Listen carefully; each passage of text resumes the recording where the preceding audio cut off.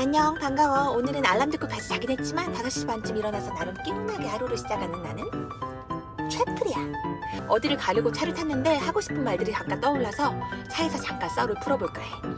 자, 아니라 조금 춥네. 히터 좀 틀고. 오늘의 주제는 공무원 시험 합격에 관한 거야. 이 영상을 찾아보는 주 시청층이 공시생들이라는 걸 감안하고 오늘도 역시 후다닥 빠르게 말을 해볼게. 어제 친구들하고 얘기를 하는데 주변에 행정직, 경찰, 소방공무원들 이렇게 공무원 준비를 하는 친구들이 꽤 있는데 이번에도 떨어졌다고 하더라고.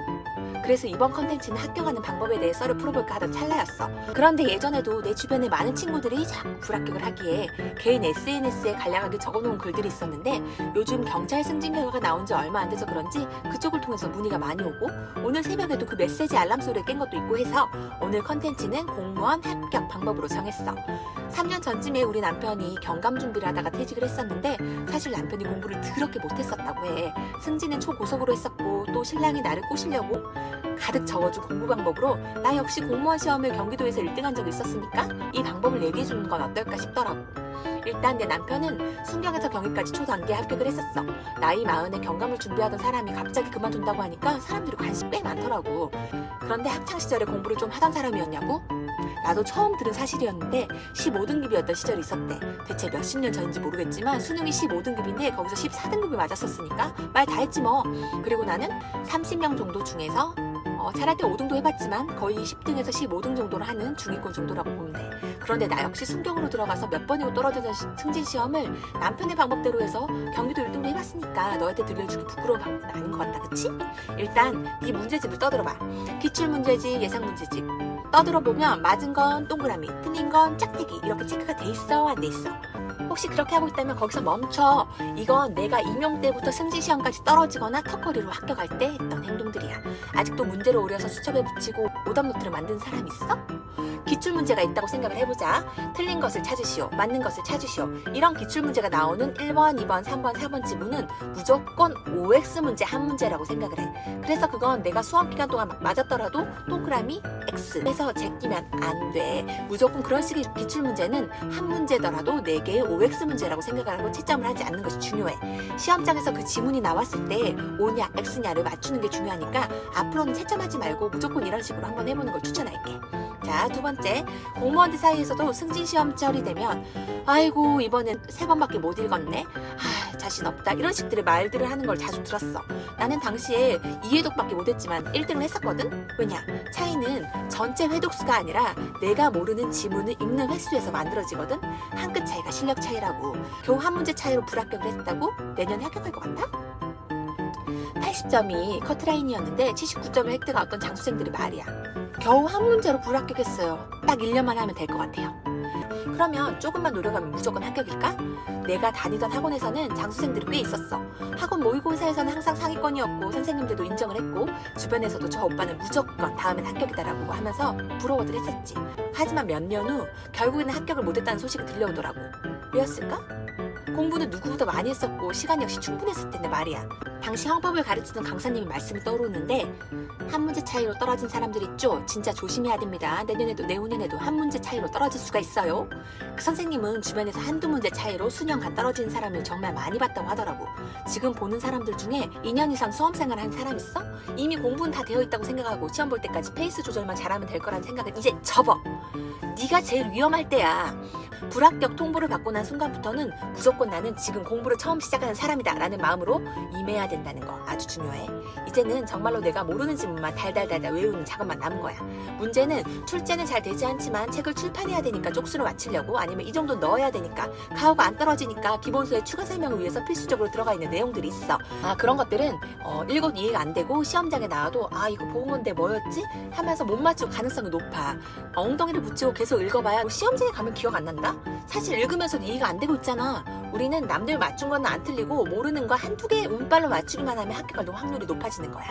그런데 사람이 불안한 마음에 계속 읽는 거야. 15년 동안 한 번 출제된 지문 때문에 보충 설명으로 잔뜩 넣어놓은 글들을 계속 시간에서 읽는 거지. 이해가 돼야 문제를 풀지 이러면서. 정 불안하거나 그럴 때는 간혹가다 기출문제로 나온 지문들만 내 노트에 적어놔. 물론 공부가 심화될수록 그런 지문들은 정말 많아지지. 하지만 정말 신기한 게 어려운 지문이더라도 계속 보면 당연하게 된다는 거야. 어떤 식으로 문제가 되었는지 자꾸 들여다보면 어렵지 않게 문제가 풀리게 되어 있어. 시험 출제자들은 관련 과목 박사들로 구성되어 있는 게 아니야. 현직 공무원들이 출제위원으로 많이 들어가기 때문에 문제를 굳이 교묘하게 틀어서 새로 만들려는 노력은 하지 않아. 왜냐하면 추후에 문제나 시비가 걸릴 경우에 결국 본인이 귀찮아지기 때문이라고나 할까? 여러 문제집을 가지고 와서 기존에 출제된 이 지문 저 지문을 짜집기 해서 개수 문제를 만든다든지 이런 식이야. 그러니 일단 기출문제의 지문을 진짜 씹어 먹는다는 자세로 별표 작업을 해나가야 돼. 별표 작업이 뭐냐면 최소한 3회독은 해야 되는데 기출서에 나온 내용이 문제화되어 있거나 자꾸 잘못 생각하게 되는 것들, 그런 것들 옆에는 처음에는 검은색, 두 번째 회독할 때는 파란색, 세 번째는 빨간색, 이렇게 별표를 쳐놓는 거야. 나는 형광펜으로 하면 너무 조잡해져서 그냥 펜만 사용했어. 별표가 3개부터는 무조건 노트에 옮겨 적는 작업을 한다.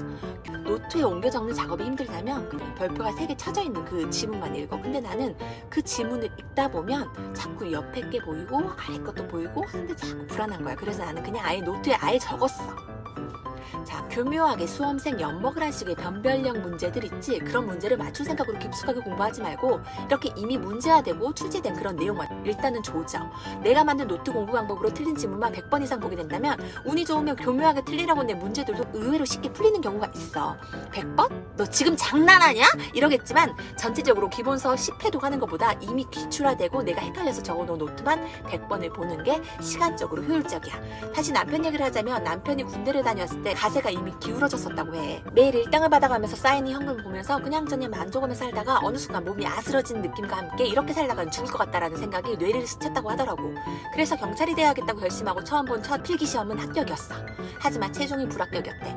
그때 엄청난 충격을 받고 합격을 위해서 공부하는 것이 아닌 고득점 합격을 위한 공부 방법을 나름대로 연구를 했다고 해. 턱걸이로 아슬아슬하게 필기를 합격하게 되면 당연히 최종까지 불안에 떨 수밖에 없기 때문에 아싸리 고득점에 초점을 두고 공부를 했다는 거야. 두 번째 본 필기시험 합격 당시 점수는 93점. 생활실에서 동기들끼리 필기 점수를 비교해봤는데 다들 이 정도면 경기도에서 탑일 거라고 얘기를 했대. 내가 임용시험을 80점 초반대로 합격한 거에 비해서 대단한 점수였지. 영어도 기본이 안 돼 있던 상황에서 1년 반 만에 고득점을 맞을 수 있었던 입 아파. 다시! 영어도 기본이 되어 있지 않은 상태에서 1년 반 만에 고득점을 얻을 수 있었던 것은 시간도 전체 과목 회독수도 아니었어. 내가 모르는 지문들로만 이루어진 노트를 본격적으로 기본서나 문제풀이를 시작하기 전에 무조건 봤던 이 반복적인 작업이 고득점을 이르게 해준 거야. 작은 반복들을 만드는 합격 습관, 내가 아파서 몸져 누워서 두꺼운 책을 펼칠 수가 없을 때에는 무조건 내 책을 펼치는 거야. 너 시험 기간 동안 아무 일도 없을 것 같지? 네가 나이를 좀 먹었으면 부모님이 아프기도 하고 애가 있으면 애가 아프기도 하고 내가 아프기도 하고 여자라면 생리통에 남자면 여자친구 애먹이고 여자면 친구들이 간만에 연락와서 빡친 소리 해가지고 열받아서 공부 못하고 이런 일 없을 것 같냐고. 그럴 때는 공부 안 될 때는 내 노트만 보는 거야. 나도 며칠간 이거만 본 적도 있어. 그리고 가장 중요한 시험 당일날 수험생들을 두 부류로 나뉘어. 학원에서 나눠주거나 시중에 판매하는 요약집이나 신팔리집을 가지고 와서 읽는 사람과 내가 만든 지문 노트를 가지고 와서 진짜 마지막 스퍼트를 내고 있는 사람. 이 두 사람 모두 긴장되고 쫄리는 건 마찬가지야. 하지만 내 뇌에 새로운 자극을 넣는 이 첫 번째 사람보다는 두 번째 사람이 합격할 확률이 높다는 거 생각해봐. 네가 지금 어떤 부류인지. 꼭 다음 시험장에서는 누가 봐도 저 사람은 합격할 것 같다라는 엄청난 기운을 풍기면서 당당하게 시험 볼 수 있는 사람이 되길 바래. 위대한 성과를 나타낸 사람들을 알고 있을 거야. 근데 이건 다 작은 습관들이 반복돼서 쌓여진 과정이라는 거 알지? 공부를 하고 있는데 매번 불합격한다면 이건 전략이 잘못된 거야. 시험이 마라톤이라면 공무원 합격은 결승점일까? 결승점도 아니야.